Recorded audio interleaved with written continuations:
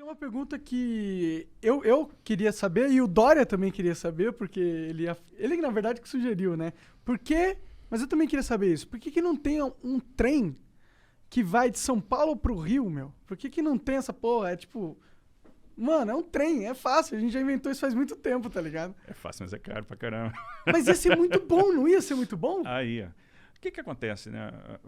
A grande questão é a viabilidade financeira mesmo. Então, lá atrás, né, se ventilou muito a ideia de vamos fazer o trem-bala Rio-São Paulo.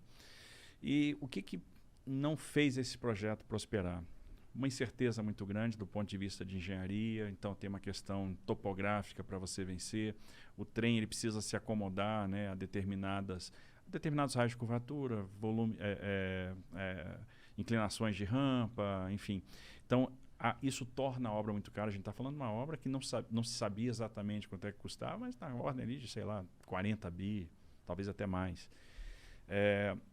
Para isso funcionar, você precisa ter headways muito baixos, ou seja, a distância entre três muito pequena, e trabalhar sempre com ocupação máxima e com valores de tarifa altos. E aí você percebe o seguinte: hoje, a grande limitação para a gente ter trem de passageiro no Brasil é que a gente ainda não percebeu que não é tarifa que remunera o serviço que vai botar um projeto desse de pé. Por exemplo, a gente está fazendo muita concessão ferroviária. Retomamos o transporte ferroviário no Brasil. Pô, legal. E todo mundo me pergunta, que é um desejo do brasileiro. Essa sua dúvida é a dúvida do brasileiro geral. Todo mundo pergunta, pô, mas e o trem de passageiro? Eu quero andar de trem. Todo mundo tem esse desejo. Acho que o pessoal vai lá para fora, ou a turma mais antiga andou de trem de passageiro no Brasil. Todo país desenvolvido de verdade tem uma malha ferroviária incrível, né? Exato. Faz parte do desenvolvimento de um país. Se você pegar as nossas concessões, não tem vedação ao transporte passageiro. Ou seja, o concessionário poderia operar passageiro. Por que ele não opera? Porque eu vou suprimir capacidade da via, né?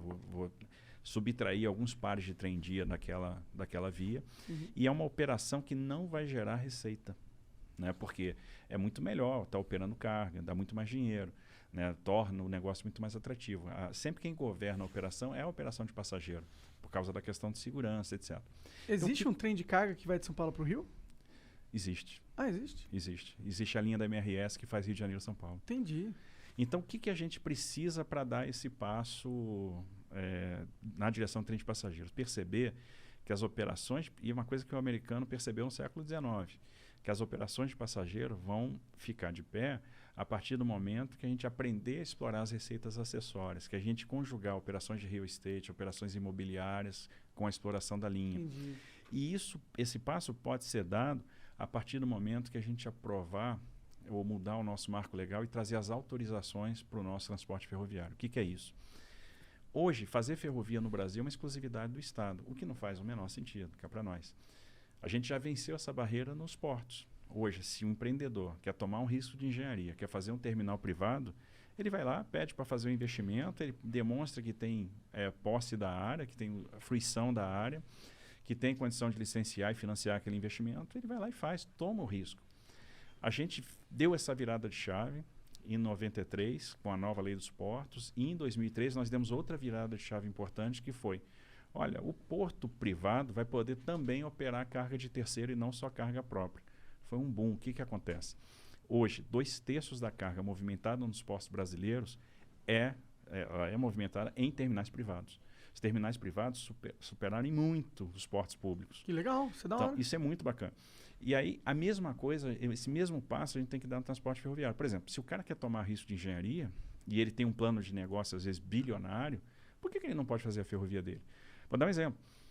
Nós temos papeleiras, indústrias de celulose no Mato Grosso do Sul, com investimentos de 15 bi, 10 bi. Por que o cara não pode usar 2,5 bi e recuperar a Malha Oeste e fazer o transporte dele de ferrovia para o Porto de Santos? Que a logística de celulose do Mato Grosso do Sul para Santos é de caminhão. Ou por que ele não pode fazer um ramal de Aparecida do Taboado, onde ela vai se conectar com a Malha Paulista até Três Lagoas? Isso assim, a gente está falando de um ramal de 1 bilhão e pouco. É porque ele não pode fazer, porque é exclusividade do Estado. É o marco legal que define isso. É o marco legal. Então a gente precisa romper isso. Existe alguma movimentação para mudar o marco legal? A gente está trabalhando para mudar esse marco legal. Como que é para trabalhar para mudar o marco legal? Como que a gente muda essa porra? Nós encaminhamos, né, e patrocinamos um projeto de lei no Congresso. Que ele ainda não andou, não está andando.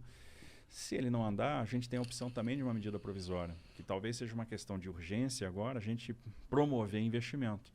Eu acho que uma das soluções para a pandemia é a gente jogar investimento, que o nosso desafio a partir de agora vai ser gerar emprego. Com certeza. Então, quanto mais investimento, mais emprego, e é uma forma de a gente dar esse passo. No século XIX, de 1854 a 1913, nós tivemos um boom ferroviário no Brasil, com ferrovias autorizadas, todas privadas. Por que elas se tornaram públicas? Porque elas quebraram na década de 30, com a crise de 29, a crise do café, e o governo foi lá e encampou essas ferrovias que tinham dívida com financiadores. Nos Estados Unidos, até hoje, as ferrovias são privadas. Então, as ferrovias são autorizadas. Por isso, lá eu tenho 7 grandes operadores ferroviários e eu tenho 600 operadores de short lines. Eles têm 270 mil quilômetros de ferrovia, contra 28 mil quilômetros que nós temos aqui. E estamos fazendo bastante. Assim, a gente já contratou 30 bi de investimento privado em ferrovia. A gente deve chegar até o final do ano que vem com 60 bi. É um impulso ferroviário sem precedente. A gente está plantando as sementinhas que vão fazer com que o transporte ferroviário chegue lá em 2035 com 35%, 36% de participação na matriz de transporte. Então a gente sai dos 20% de hoje para 35%, 36%. A gente vai chegar perto do que um país desenvolvido tem, que é em torno de 40%. Entendi, isso em 10 anos. Em 15 anos.